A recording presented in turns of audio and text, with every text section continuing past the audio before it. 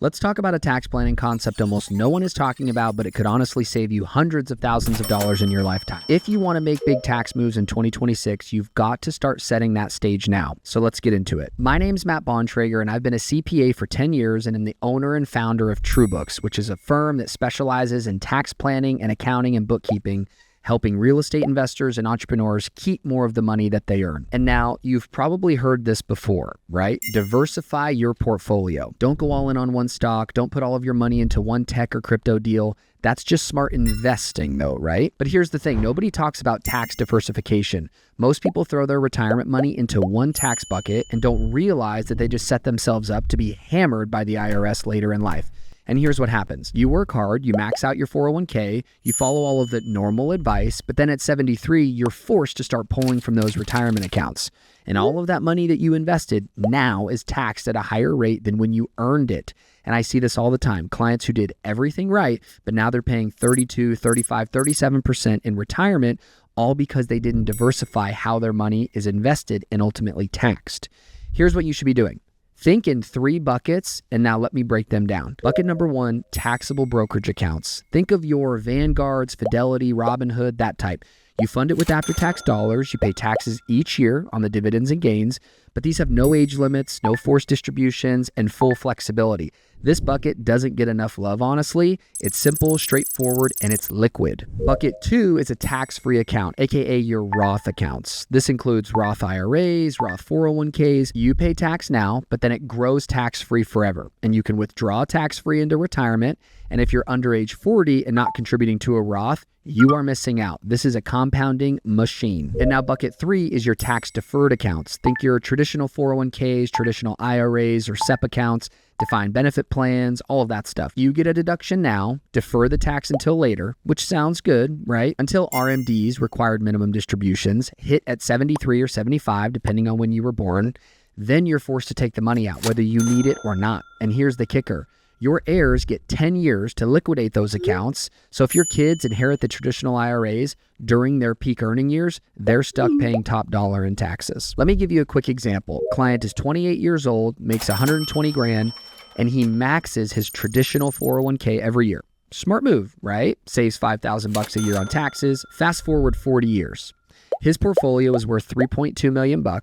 At 73, he starts pulling RMDs, 120 grand a year. Now with Social Security added, he's in the 32% tax bracket. He deferred at a 22% tax bracket and now pays 32 cents on every dollar. That's $400,000 in tax mistakes. So what's the right move? If you're in a lower tax bracket, say 12 to 24%, go the Roth route. Lock in today's rate and let it grow tax-free.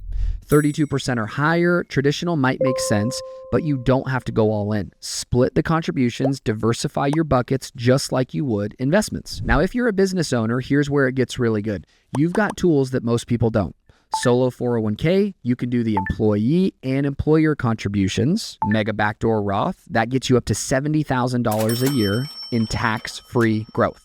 You just need the right plan in place, obviously, to make that happen. Now, keep in mind, the deadline for this is you have to have it set up by December 31st just to get it established, not to fund it. If it doesn't exist before year end, you are out of luck for next year's strategy. And now here's another move. If you had a low income tax year, maybe the business took a dip or you took some time off, whatever the case may be, you might want to convert some of your traditional IRA funds to Roth.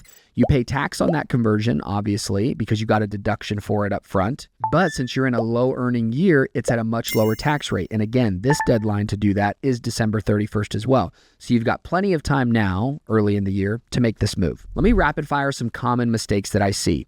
Putting real estate in self-directed IRAs.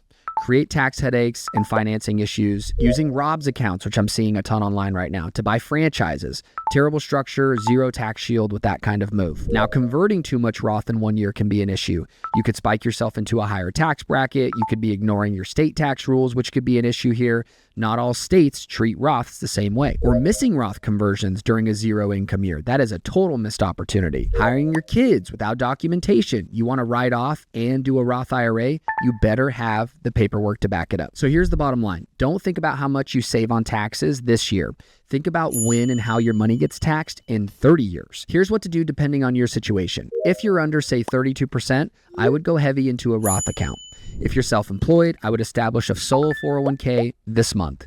If you had a low income year, I would consider doing those Roth conversions. And if you're maxing out your traditional accounts, I would shift 20 to 30% of that to Roth. If your kids work for your business, open Roth IRAs for them, legit work, document their pay, and contribute to those IRAs. That's huge for them to have that compounding growth so young. At TrueBooks, we build strategies for the long term. We help you map out what your effective tax rate is going to be in future years and structure your accounts so that you can pay the least amount of tax over time. If you want to see what this looks like for you, let's talk. Schedule a call with the link below and we'll talk through it.